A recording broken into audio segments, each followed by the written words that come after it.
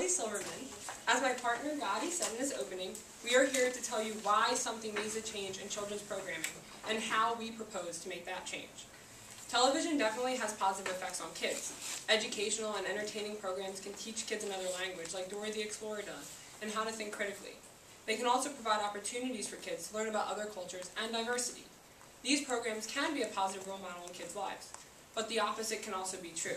Too often, children's programming teaches kids words, phrases, outlooks, and ideas that parents do not want their 5 to 15-year-olds learning. According to the American Psychological Association, an average American kid watches 8,000 murders and 100,000 acts of violence before finishing elementary school. Even more astonishing, a 3-year national television study reported by the American Academy of Pediatrics found that children's shows had the most violence of all television programming. All. Some networks have put standards in place to reduce violence, but as seen by these eye-opening statistics, nothing significant has developed because of them. Therefore, there is no inherency to fix this. This problem does not start with the networks. It starts with mom and dad. Until mom and dad are knowledgeable about what their kids are really watching and pushing the power off button on these programs, television stations will not reform. The resolution is resolved that the U.S. federal government should enact a plan to restrict children's television programming.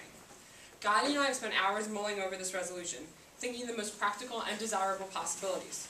Let me take you through our thought process. So, neither of us really like the idea of the U.S. government regulating what we can and cannot watch.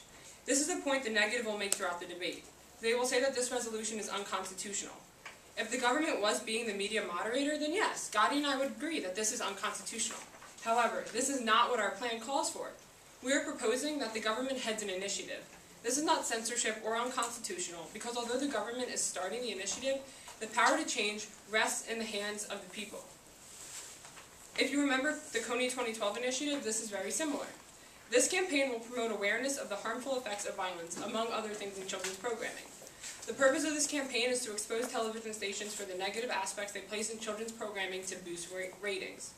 All the government is doing is making these facts readily accessible to the American people, and then providing them a means to express their disgust. Our campaign slogan is React, Reform, Renew. The American people will react to the facts and push the power off button on these programs. The stations will reform to get their ratings back, and our children will be renewed through positive television. In more detail, the government campaign will consist of 3 committees: social media, presentations, and logistics. The social media committee will focus on spreading awareness through means like Facebook, Twitter, Tumblr, Instagram, YouTube, etc. And they will design and put up posters. On the posters will be a barcode. If you use your iPhone or other smartphone to scan it, you will be taken right to a website for this initiative. The social media committee will design this website and include facts, videos to inform the American people, along with a petition for the American people to sign.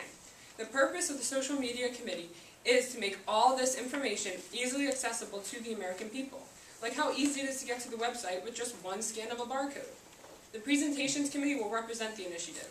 They are the ones who will be speaking out in support of it on news stations, and these government workers will not be like an invisible yet omnipresent big brother.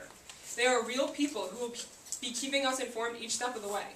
The logistics committee will mainly consist of fact-checking and providing current statistics to the people. They will be in charge of constantly updating the information and websites presented. And that's the main point, to inform the people. Nothing will change in the television industry if parents simply do not know what their kids are really watching. Information is power. So the more we know about television programming, the more power the people have. The negative might bring up the issue of cost, like they previously did. How do we afford this initiative? Who is paying? Well, let me explain. All the money paid in taxes gets put into this huge government bucket.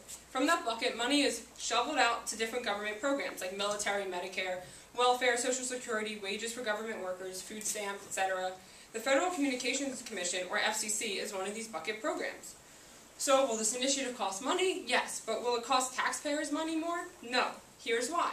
From this government budget bucket, the money allocated to the FCC will also fund this initiative. The FCC has 1,930 personnel employees on their payroll. Just 9 of these employees would be needed for the React, Reform, Renew initiative, 3 people per committee. Because these employees are already on the FCC payroll, it would not cost the American people or government any more money to transfer them to work on this campaign.